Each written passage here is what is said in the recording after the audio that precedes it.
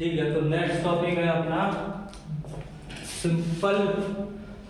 जो epithelial layer, जो epithelium था उसमें क्या था, एक सिंपल था, एक कंपाउंड है स्ट्रेटिफाइड। सिंपल वाला हमने सारा कवर कर लिया लास्ट लेक्चर में, ठीक है। अब देखते हैं कंपाउंड। सिंपल वाला था सिंगल लेयर का, उसमें भी 4 थे, ठीक है। अब ये कौन सा है, कंपाउंड या स्ट्रेटिफाइड एपिथेलियम भी कहते हैं इसको। इसमें होती है आपकी मल्टीपल लेयर्स। कितनी? Multiple layers. तो ये भी आपका देखो, एक है स्ट्रेटिफाइड स्क्वैमस, जैसा कि उसमें था सिंपल वाले में स्क्वैमस था। दूसरा कौन सा था, क्यूबॉइडल था। इसमें भी क्यूबॉइडल है, बस उसमें सिंगल लेयर होगा, इसमें मल्टीपल लेयर होगा। उसके बाद है कॉलमनर, उसमें भी था, इसमें भी है। उसमें स्यूडो स्ट्रेटिफाइड सीलिएटेड एपिथेलियम था, इसमें कैसा आ गया, ट्रांजिशनल एपिथेलियम। बस लास्ट वाले फोर्थ वाले में फर्क है, बाकी सब सेम है।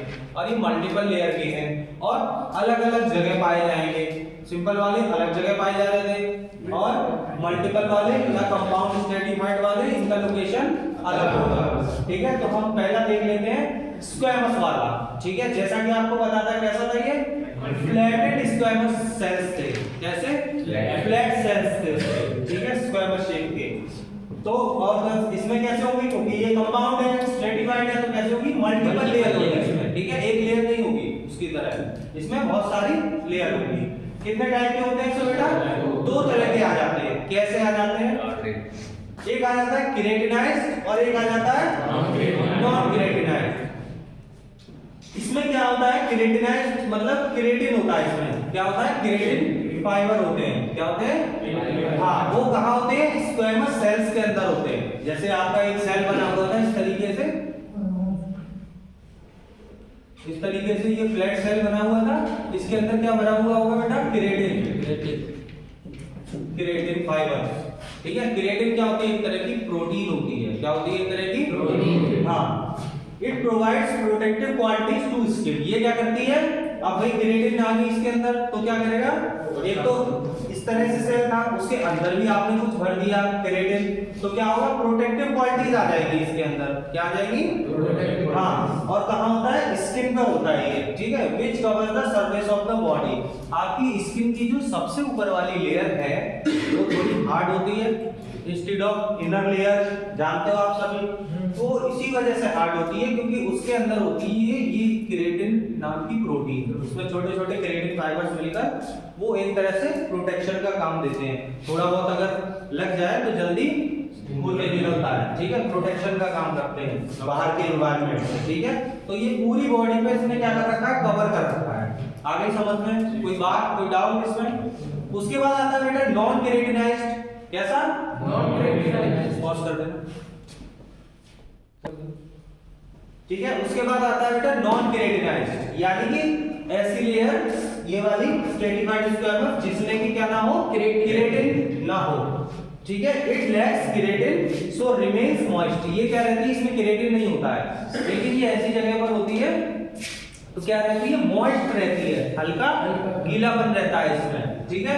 एग्जांपल देख लेते हैं इसकी। इसका एग्जांपल क्या था, स्किन। कहाँ होगी, स्किन, ठीक है, प्रोटेक्शन का काम करेगी। ये कहाँ होती है आपकी, वेजाइना में होगी, माउथ में होगी और ईसोफेगस में होगी, ठीक है। ईसोफेगस, जैसे कि आप खाना निगलते हो तो अगर वहां पर इस तरह का मॉइस्चर नहीं होगा, मॉइस्ट नहीं होगी ये और हार्ड होगी, तो क्या होगा, जो आप फूड ले रहे होंगे वो बहुत उसको दीवार को, ईसोफेगस की लाइनिंग को क्या करता हुआ जाएगा, छीलता हुआ जाएगा। इसीलिए वहां पे क्या होता है, थोड़ा सा म्यूकस वाली लेयर होती है, जिसकी वजह से वो आराम से सरकता हुआ अंदर चला जाए। Same as mouth and same as with vagina, ठीक है। वेजाइना में क्यों, क्योंकि स्पर्म की जो एंट्री है वो उसको क्या करे, प्रोटेक्ट करे, वरना स्पर्म अंदर जा ही नहीं पाएगा वेजाइना से। आगे बात समझ में, ठीक है। उसके बाद आते हैं बेटा दूसरा, अभी हमने पढ़ लिया स्क्वैमस, उसके बाद आते हैं क्यूबॉइडल। सिंपल, आपका सिंपल वाले की तरह है ये भी। इसमें बस क्या होगा, 2 और मोर रोज होंगी, 2 या 2 से ज्यादा उसकी लेयर होंगी, ठीक है। Arrange randomly on basement membrane. Randomly क्या होगी, बेसमेंट मेम्ब्रेन के ऊपर अटैच होगी, ठीक है।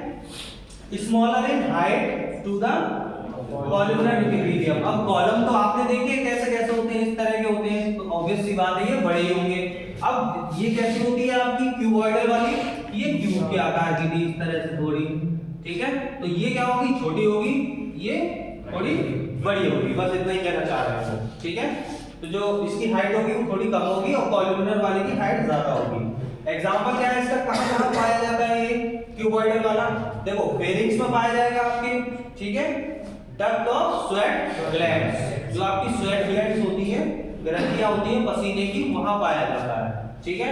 Some portion of the epiglottis, epiglottis जानते हो आप, जो आपके ऊपर लटका हुआ है ना, इस तरह से मुंह खोलते हो जब, ठीक है।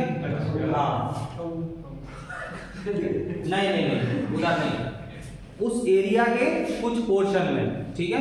एपिग्लॉटिस है जो आपके खाने वाली नली में डालता है और जब आप सांस लेते हो, हाँ वो चीज है, ठीक है। तो उसके कुछ पोर्शन में पाया जाएगा, पूरा एपिग्लॉटिस उसका नहीं होगा, ठीक है। आगे समझ में क्यूबॉइडल। अब आते हैं बेटा चौथा, तीसरा है कॉलमनर, स्ट्रेटिफाइड कॉलमनर एपिथेलियम, ठीक है। इसमें क्या क्या है, इसमें भी मल्टीपल लेयर्स होंगी एपिथेलियल सेल्स की, ठीक है। सुपीरियर लेयर अपीयर्स कॉलमनर, जो इसकी सबसे ऊपर वाली लेयर होगी, देखो वैसे मल्टीपल लेयर्स हैं इसमें कई सारी, लेकिन जो इसकी सबसे ऊपर वाली लेयर होगी वो ही कॉलमनर होगी, कॉलम उसी में बने होंगे, ठीक है। हाँ एग्जांपल क्या है इसका, mucus layer near the anus, कहाँ होगा, जो एनस का एरिया है आपके, वहां पे जो म्यूकस की लेयर है वहां पे प्रेजेंट होगी, कौन सी, कॉलमनर वाली। और few parts of the male urethra, ठीक है, मेल यूरिथ्रा के कुछ पार्ट्स में अवेलेबल होगी ये।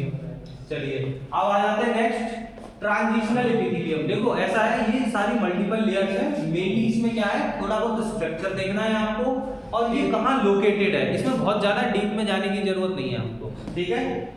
ट्रांजिशनल एपिथेलियम, ट्रांजिशनल एपिथेलियम कैसी है भाई, कहाँ पाई जाती है, found on those areas which are subjected to changing stress and tension, ऐसी जगह हमारी बॉडी में जहां पे ज्यादा स्ट्रेस और ज्यादा टेंशन होती है, उस जगह पे कैसी पाई जाती है, ट्रांजिशनल, ठीक है। कौन सी जगह है वो, वॉल्स ऑफ यूरिनरी ब्लैडर, जिसको हम क्या कहते हैं, यूरोथेलियम। अब आप जानते हो जैसे कि कई बार होता है कि आपका क्लासेस चल रही है या यूरिन आ रहा है लेकिन आप नहीं जा पा रहे, तो आप क्या कर लेते हो, उसको थोड़ा डिले कर लेते हैं, लेकिन ब्लैडर में क्या होता है, लगता है टेंशन बढ़ने लग जाती है, ठीक है। तो वो इसी स्पेशल ट्रांजिशनल एपिथेलियम की वजह से वो सहन कर सकता है, ठीक है। और कोई एपिथेलियम होती तो उतना नहीं कर पाता, तो आपको अर्जेंट मिक्चुरेशन जाना पड़ता, ठीक है। Some parts of the urinary tract, और कुछ आपके जो यूरिनरी ट्रैक्ट के रास्ते हैं वहां पर ये पाई जाती है ट्रांजिशनल एपिथेलियम, ठीक है।